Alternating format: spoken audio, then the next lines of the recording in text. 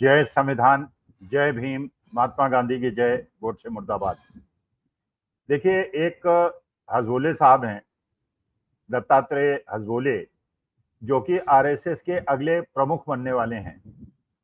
उन्होंने एक स्टेटमेंट दिया है और उस स्टेटमेंट का कई बीजेपी के मंत्रियों ने समर्थन किया है। अब समझने की क्या आवश्यकता है कि ये जो स्टेटमेंट दिया है, ये आखिर स्टेटमेंट क्यों दिया है और वो क्या चाहते हैं, इसका विश्लेषण करने की ज्यादा आवश्यकता है, बल्कि इस बात की कि उन्होंने क्या कहा है। असली मुद्दा यह है कि उन्होंने ऐसा क्यों कहा है और भारतीय जनता पार्टी के बड़े बड़े नेताओं ने उसका समर्थन क्यों किया है। और ये बात बिल्कुल आपको पता है, जब पिछले लोकसभा के चुनाव हुए थे 2024 के, उसके पहले भारतीय जनता पार्टी के बड़े बड़े नेताओं ने, जो पार्लियामेंट का इलेक्शन लड़ रहे थे भारतीय जनता पार्टी के टिकट पे, उन्होंने कहा था कि 400 सीटें अगर हमें मिल जाएंगी तो हम संविधान बदल देंगे। संविधान बदलने का मतलब संविधान का मूल रूप बदल देंगे। और क्योंकि संविधान बना हटा के मनुस्मृति तो लागू कर नहीं सकते, लेकिन संविधान में उन धाराओं को, उन अनुच्छेदों को हटाने का प्रश्न था कि जिससे कि उसका रूप बदल जाए और मनुस्मृति उसमें एक तरह से लागू हो जाए। अच्छा, 2024 का जो चुनाव हुआ उसमें दो घटनाएं घटी। पहला ये कि भारतीय जनता पार्टी को 400 सीटें नहीं मिली और मजबूरी में उन्हें तेलुगु देशम पार्टी का और जेडीयू का समर्थन लेना पड़ा। आज की तारीख में ये एक त्रिशंकु सरकार है, लेकिन इसके बावजूद भारतीय जनता पार्टी ने अपने मूल स्वरूप को नहीं छोड़ा और ये आशा कर रही थी देश की जनता, क्योंकि तेलुगु देशम पार्टी भी समाजवाद के सिद्धांतों को बिलीव करती है और जेडीयू तो बेसिकली उपजी ही समाजवाद के आंदोलन से है। ये बात अलग है, जब जयप्रकाश का आंदोलन हुआ और उसके पहले लोग सब समाजवादी थे, चाहे लालू प्रसाद यादव हों, चाहे मुलायम सिंह यादव हों, चाहे नीतीश कुमार हों, लेकिन बाद में नीतीश कुमार अलग जेडीयू से उन्होंने समझौता किया भारतीय जनता पार्टी का, कई बार बीजेपी से किया, कई बार आरजेडी से किया और सत्ता में बने रहे। लेकिन मूलतः उनके सिद्धांत जो हैं समाजवादी सिद्धांत हैं। लेकिन अभी भी नीतीश कुमार विचलित नहीं है दत्तात्रेय हसबोले के स्टेटमेंट के बाद और बड़े बड़े नेताओं के इसके समर्थन में आने के बाद कि जो संविधान के प्रस्तावना में समाजवाद शब्द इंदिरा जी ने इमरजेंसी पीरियड में इंक्लूड किया था और धर्मनिरपेक्षता को इंक्लूड किया था, इसके हटाए जाने की बात करने के बावजूद जेडीयू की क्या बाध्यता है, नीतीश कुमार की क्या बाध्यता है कि वो भारतीय जनता पार्टी के साथ सरकार में है, ये प्रश्न चिन्ह तो है। अच्छा, जो भारतीय जनता पार्टी के समर्थक कह रहे हैं, जैसे शिवराज सिंह चौहान जो पहले मध्य प्रदेश के मुख्यमंत्री थे और अब कृषि मंत्री हैं, बड़े महत्वपूर्ण पद पे हैं, उन्होंने कहा कि इसकी संविधान के प्रस्तावना में आवश्यकता ही नहीं है इन दो शब्दों की, समाजवाद की और धर्मनिरपेक्षता की, क्योंकि मूलतः भारतीय समाज समाजवादी है और धर्मनिरपेक्ष है। जब है ऐसा तो इसमें प्रस्तावना की क्या आवश्यकता है। अच्छा, शिवराज सिंह चौहान को मैं बड़ा मॉडरेट नेता मानता था और बड़ा समझदार नेता मानता था, लेकिन स्टेटमेंट के बाद भाई जो चीज स्पष्ट है और जो हमारे समाज की एक विशिष्टता है उसको दिखाने में क्या परेशानी, उसको कहने में क्या आवश्यकता है। भाई अगर आप हिंदू हैं और कहते हैं आप गर्व से हिंदू हैं तो कहिए गर्व से हिंदू है, लेकिन ये तो आप सबको आपके नाम से ही पता चल जाएगा आप हिंदू हैं, तो उसके बाद इसको बताने और लिखने की आवश्यकता है, लेकिन वो आवश्यकता है। आप मुसलमान हैं, सिख हैं, ईसाई हैं, जो भी हैं आप, जो आपकी पहचान है, जो आपका नाम आपकी पहचान है, वो ठीक है, इट्स पार्ट ऑफ इट। अच्छा, दूसरा प्रश्न जो उठाते हैं भारतीय जनता पार्टी के समर्थक, वो ये कहते हैं कि बाबा साहब भीमराव अम्बेडकर ने संविधान जब बनाया था उन्होंने प्रस्तावना में इन शब्दों का उपयोग नहीं किया था, बिल्कुल नहीं किया था। कारण ये कि उस समय उस काल में बाबा साहब भीमराव अम्बेडकर ये नहीं सोच पाए होंगे और स्वाभाविक था,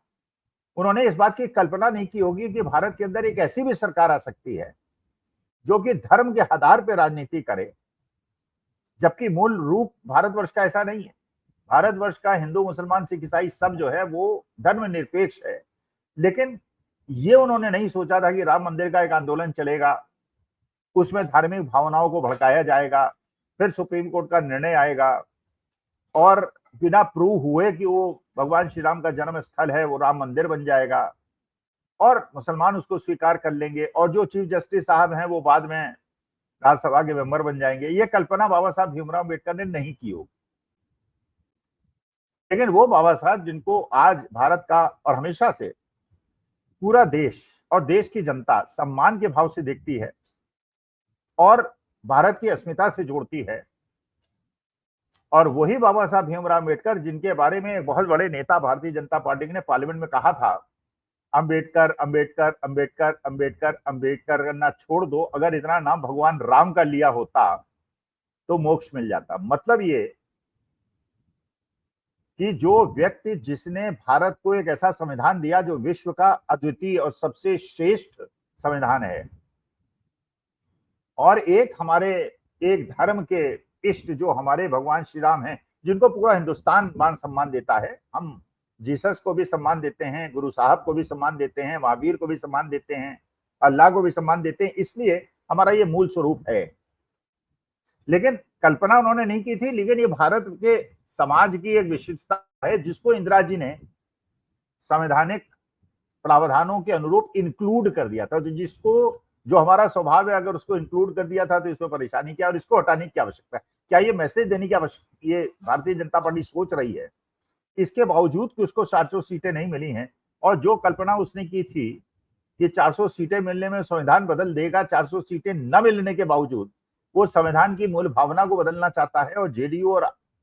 टीडीपी उसका समर्थन कर रहे हैं और इस पाप में वो भी भागीदार हैं। देखिए, समाजवाद का मतलब क्या होता है? देखिए, 3 तरह की विचारधाराएं हो सकती हैं किसी भी देश को चलाने के लिए, एक पूंजीवाद, एक समाजवाद, एक साम्यवाद। पूंजीवाद का मतलब यह है कि आप ये मानते हैं, देश को चलाने वाले ये मानते हैं कि अगर लोग उद्योगपति बनेंगे, पूंजीपति बनेंगे, अमीर बनेंगे, तो बेनिफिट नीचे परकोलेट डाउन करेगा और समाज का फायदा होगा। लेकिन उन समाजों के लिए चीज ज्यादा संभव है जहां पॉपुलेशन कम है और तकनीकी समृद्धता है। वेस्ट ने, अमेरिका ने इसको स्वीकार किया।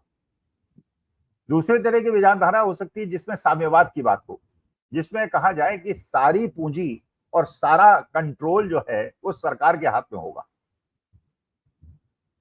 और अगर आप इंडस्ट्री लगाएंगे तो सरकार ही का कंट्रोल होगा, आपके पास निजी। तो दोनों में कुछ बेनिफिट हैं, कुछ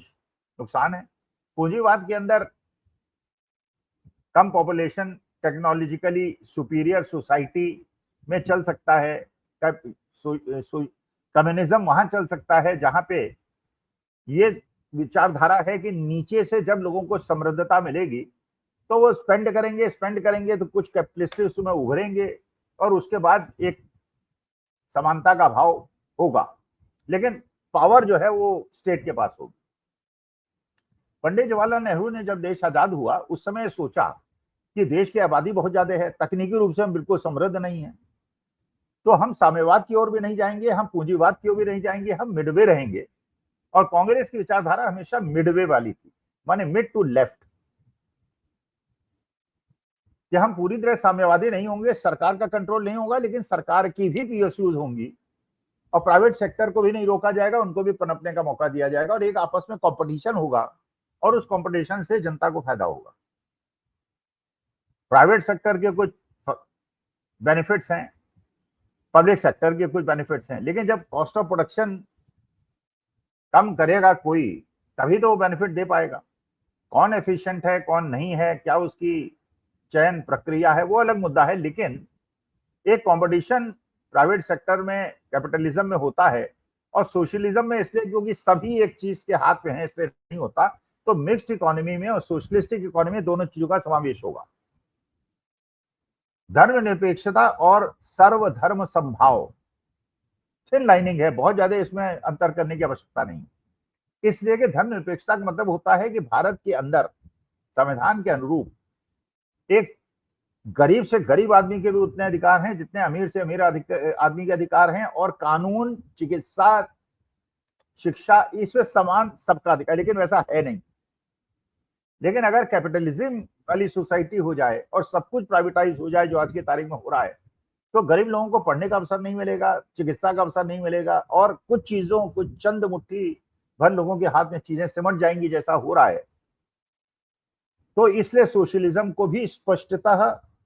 बोलने की, धर्मनिरपेक्षता को बोलने की आवश्यकता इंदिरा जी ने समझी और उसको इंक्लूड, लेकिन जब इंक्लूड हो गया तो उसको हटाने का मतलब क्या है? इसका मतलब यह है कि अब आप ऐसे अडानी जी को, बड़े बड़े पूंजीपतियों को बढ़ावा देने के बाद आप ये चाह रहे हैं कि आपकी बाध्यता ही खत्म हो जाए, क्योंकि संविधान के अंदर अगर मूल प्रस्तावना में यह नहीं होगा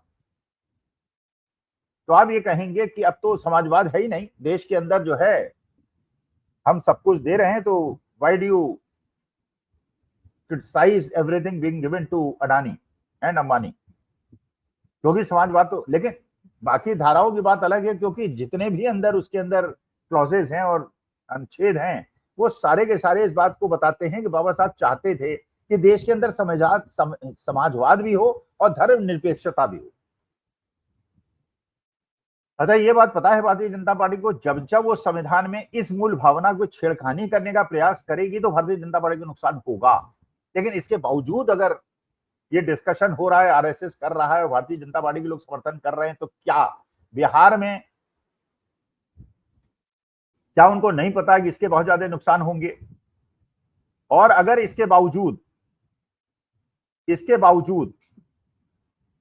अगर वो ये कर रहा है तो क्या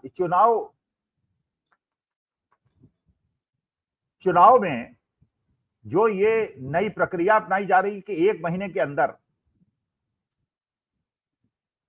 पूरी वोटर लिस्ट को चेंज किया जाएगा, 1 महीने के अंदर सबको प्रूव करना पड़ेगा कि भारत के नागरिक हैं, तो इसका मतलब क्या? ये समझ गए हैं कि ये जो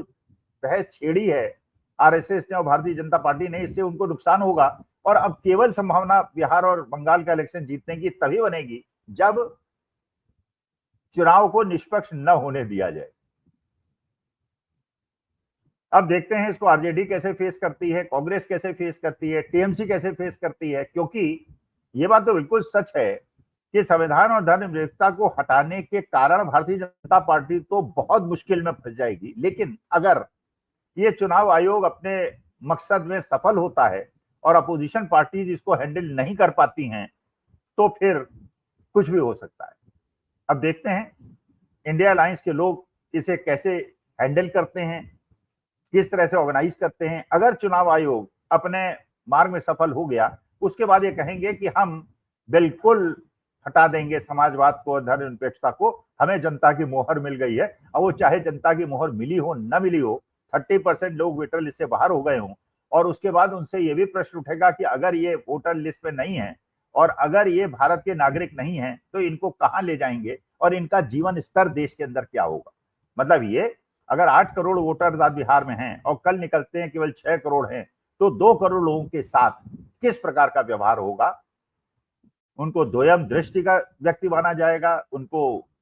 कंफाइनमेंट सेल्स में रखा जाएगा, या क्या होगा? जो एनआरसी में भारतीय जनता पार्टी की मूल भावना थी। तो लेट अस सी कैसे चीजें होती है। नमस्कार, धन्यवाद और प्रणाम।